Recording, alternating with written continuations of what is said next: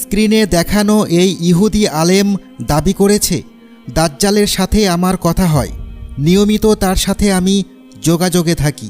এই ইহুদি আলেম এটাও বলেছে, খুব শীঘ্রই দাজ্জালের আগমন প্রকাশ পাবে, কারণ তার আবির্ভাবের শর্তগুলো দ্রুত পূরণ হচ্ছে। প্রিয় বন্ধুরা, আপনার মতে কি বলে? এই ইহুদি আলেম কি সত্যি বলছে, নাকি মিথ্যা গল্প বলে আমাদের বিভ্রান্ত করছে? চলুন তাহলে শুনে আসি বিস্তারিত ঘটনা। ততক্ষণ আপনারা ভিডিওটি সম্পূর্ণ দেখে আপনার মতামত কমেন্ট বক্সে লিখুন। বন্ধুরা, দাজ্জাল এমন একটি ফিতনা, যেটি থেকে রক্ষা পেতে আমরা বিশ্ববাসী মুসলমানেরা গত 1400 বছর ধরে নবী করিম হজরত মুহাম্মদ সাল্লাল্লাহু আলাইহি ওয়াসাল্লামের হেদায়েত অনুযায়ী আশ্রয় চাইছি। শুধু আমরাই নয়, আমাদের পূর্বে খ্রিস্টানদেরকেও হজরত ঈসা আলাইহিসসালাম দাজ্জালের ফিতনা সম্পর্কে সতর্ক করেছিলেন। খ্রিস্টানরা দাজ্জালকে খ্রিস্টবিরোধী এক ভয়ঙ্কর শত্রু হিসেবে দেখে এবং তার থেকে রক্ষা চায়। মুসলিম ও খ্রিস্টান উভয়েরই বিশ্বাস, দাজ্জাল আবির্ভূত হলে বিশ্বজুড়ে বড় ধরনের যুদ্ধ শুরু হবে।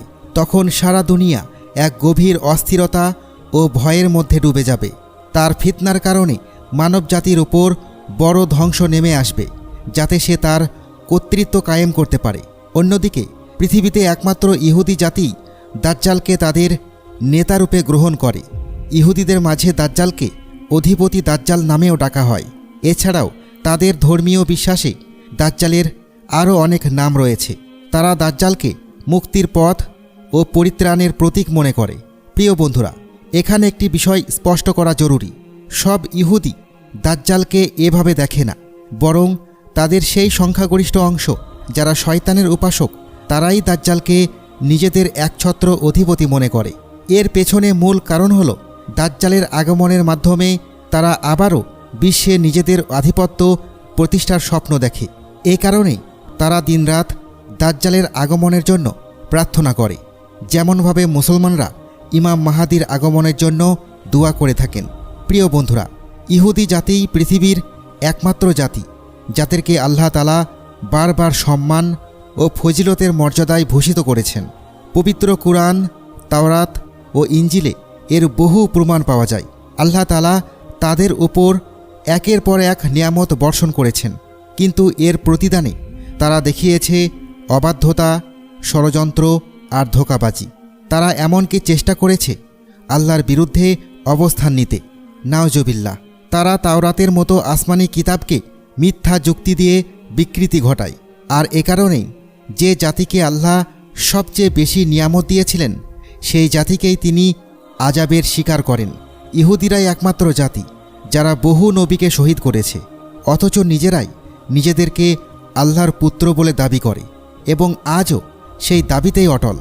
হজরত ঈসা আলাইহিসসালামকে আল্লাহ তাআলা পাঠিয়েছিলেন তাদের হিদায়াতের জন্য, কিন্তু তারা তাকেও অপমান করে। তখন আল্লাহ তাআলা তাদের উপর সমস্ত নিয়ামত বন্ধ করে দেন এবং দুনিয়ার সামনে লাঞ্ছিত করে তোলেন। এরপর শেষ নবী হজরত মুহাম্মদ মুস্তাফা সাল্লাল্লাহু আলাইহি ওয়াসাল্লামকে পাঠানো হয় সমগ্র মানবজাতির পথপ্রদর্শক হিসেবে, কিন্তু ইহুদি জাতি তাকেও অস্বীকার করে। প্রিয় বন্ধুরা, ইতিহাসে যদি আমরা ইহুদি জাতির দিকে তাকাই, তাহলে দেখতে পাই এই জাতিকে বারবার তাদের ভূমি থেকে উৎখাত করা হয়েছে, এক অঞ্চল থেকে আরেক অঞ্চলে নির্বাসিত করা হয়েছে। অথচ ইহুদিদের প্রকৃত জন্মভূমি ছিল মিশর। সেখান থেকেই তারা হজরত মুসা আলাইহিসসালামের নেতৃত্বে হিজরত করে প্রবেশ করে কিনান নামক অঞ্চলে, যা বর্তমানের ফিলিস্তিন এলাকা। কিন্তু এই ভূমিতেও তারা স্থায়ী হতে পারেনি। তাদের অবাধ্যতা, বিদ্রোহ আর জিহাদ থেকে বিমুখ হওয়ার কারণে আল্লাহ তাআলা তাদের শাস্তিস্বরূপ পাঠিয়ে দেন তিহ নামক এক বিরান ভূমিতে। এই ভূমিতে তারা পুরো 40 বছর ধরে দিকহারা উদ্ভ্রান্তের মতো ঘুরে বেরিয়েছিল। প্রতিদিন তারা চেষ্টা করত এই অঞ্চল থেকে বের হয়ে যেতে, কিন্তু ঘুরে ফিরে আবার সেই একই জায়গায় এসে পড়ত। এই ছিল আল্লাহর পক্ষ থেকে এক কঠিন শাস্তি, কারণ তারা বারবার আল্লাহর আদেশ অমান্য করেছে এবং হজরত মুসা আলাইহিসসালামের সঙ্গে সীমাহীন দুর্ব্যবহার করেছে। তবে বন্ধুরা, ইহুদি জাতির উত্থান ঘটে হজরত দাউদ আলাইহিসসালাম এবং হজরত সুলাইমান আলাইহিসসালামের যুগে। সেই সময়ই তাদের সামনে একটি স্পষ্ট বার্তা রাখা হয়েছিল। যদি তারা আল্লাহর একাত্মবাদে অটল থাকে এবং আর ষড়যন্ত্রে লিপ্ত না হয়, তাহলে তাদের দেয়া হবে সমগ্র পৃথিবীর নেতৃত্ব। ইহুদি জাতির জন্য আল্লাহ তাআলার পক্ষ থেকে এক বৈধ প্রতিশ্রুতি ছিল। যদি তারা আল্লাহর পরিকল্পনা অনুসরণ করে, তাঁর প্রেরিত নবীদের আনুগত্য করে এবং তাদের শিক্ষামতো জীবনযাপন করে, তবে তাদের হাতে সারা দুনিয়ার নেতৃত্ব তুলে দেওয়া হবে। কিন্তু বাস্তবতা হলো, ইহুদিরা এই প্রতিশ্রুতির কোনো শর্তই পূরণ করেনি, বরং তারা শুধু আল্লাহর একাত্মবাদের প্রতি অবিশ্বাসী দেখায়নি, বরং বহু নবী রাসূলকে হত্যা পর্যন্ত করেছে। তবু তারা নিজেদেরকে এই পৃথিবীর একমাত্র যোগ্য শাসক হিসেবে ভাবতে থাকে আর স্বপ্ন দেখে সারা বিশ্বে নিজেদের একছত্র আধিপত্য প্রতিষ্ঠার। আর যখন তারা বুঝল আল্লাহর পক্ষ থেকে নিয়ামত বর্ষণ আর হচ্ছে না, তখন তারা সেই নেতৃত্ব অর্জনের জন্য আশ্রয় নেয় শয়তানের।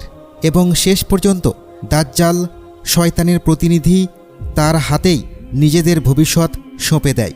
দাজ্জালকে মুসলমান এবং খ্রিস্টান উভয়ই আল্লাহর শত্রু হিসেবে জানে, কারণ তার আগমন হবে শয়তানের পক্ষ থেকে, আল্লাহর পক্ষ থেকে নয়।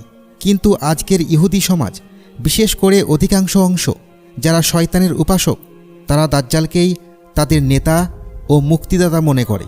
তারা বিশ্বাস করে দাজ্জালের আগমনের মাধ্যমেই তারা গোটা দুনিয়ায় রাজত্ব করবে এবং ইহুদি জাতির অধীনেই হবে সমগ্র পৃথিবীর শাসন ব্যবস্থা। এমনই এক প্রেক্ষাপটে যেমন মুসলমানদের আছেন মুফতি এবং খ্রিস্টানদের আছেন পোপ, তেমনি ইহুদি সমাজের সর্বোচ্চ ধর্মীয় নেতা হলেন রাব্বি নিশকানিস। ইসরায়েল সহ গোটা ইহুদি দুনিয়ায় তার অবস্থান অত্যন্ত গুরুত্বপূর্ণ এবং প্রভাবশালী। ইহুদি জাতি কখনোই কল্পনাও করতে পারে না যে তাদের পণ্ডিতরা মিথ্যা বলতে পারে। তারা বিশ্বাস করে তাদের ধর্মীয় নেতারা কখনোই মিথ্যা দাবি করবে না। একদিকে ইহুদিরা দুঃখিতভাবে প্রার্থনা করছে যেন দ্রুত দাজ্জাল আবির্ভূত হয়, অন্যদিকে তাদেরই একজন প্রভাবশালী রাব্বি দাবি করেছেন, আমি দাজ্জালের সাথে নিয়মিত যোগাযোগে আছি এবং তার আগমন খুব শীঘ্রই ঘটবে। এই প্রসঙ্গে তিনি আরও বলেন, যখন ফুরাত নদী শুকিয়ে যাবে তখনই দাজ্জালের আগমন ঘটবে। এটি আরও বিশদভাবে ব্যাখ্যা করেছেন ইহুদি গবেষকরা, যারা বলেছেন ফুরাত নদী শুকিয়ে যাওয়ার জন্য আরও বেশ কয়েক বছর সময় লাগবে। এই পূর্বাভাস অনুযায়ী দাজ্জালের আগমন সময়ের মধ্যে হতে পারে। এটা বুঝতে আমাদের আর কোনো উপায় নেই, কারণ শুধুমাত্র সময়ই তা নিশ্চিত করবে। ফুরাত নদী শুকিয়ে যাওয়ার সাথে সাথেই দাজ্জালের আগমন ঘটবে। আমরা আল্লাহ তাআলার কাছে দোয়া করি যেন তিনি আমাদেরকে ইসলামের প্রকৃত জ্ঞান দান করেন এবং সেই অনুযায়ী আমল করার তৌফিক দেন। আমিন।